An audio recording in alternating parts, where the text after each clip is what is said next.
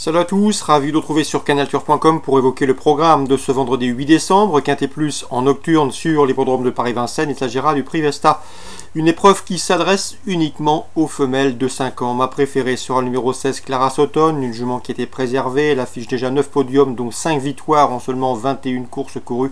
Sachez également qu'elle a effectué une bonne course de rentrée, 5e à Angers, et qu'elle devrait courir en amélioration. C'est un bel engagement pour elle au plafond des gains. Elle devrait en tirer profit. Pour les places, à mon avis, c'est beaucoup plus ouvert, avec pourquoi pas le 14, Sibeljack qui, à mon avis, est capable de bien faire. Elle vaut mieux que ses deux dernières sorties publiques. Sachez également qu'elle sera déférée des 4 pieds, contrairement à sa dernière sortie. L'engagement est bon et il faut s'en méfier.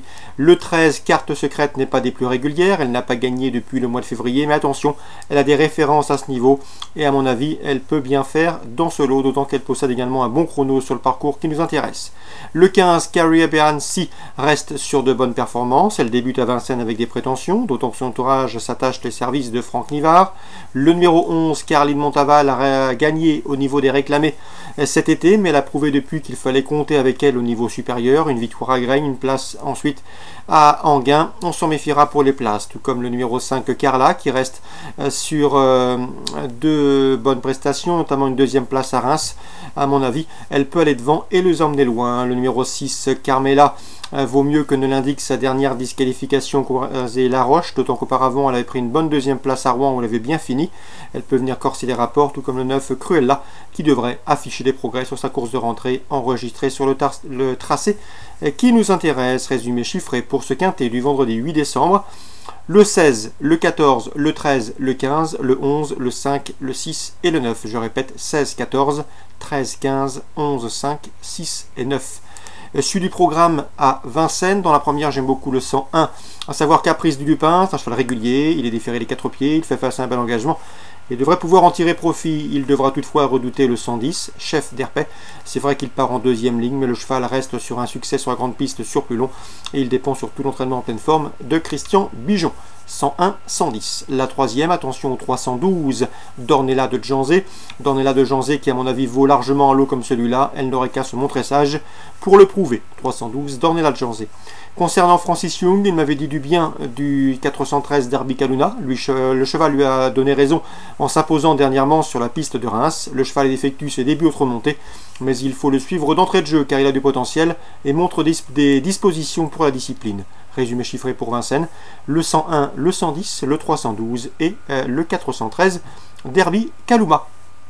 Cagnes, Réunion 3, j'aime surtout dans la première le 103 Vandalier.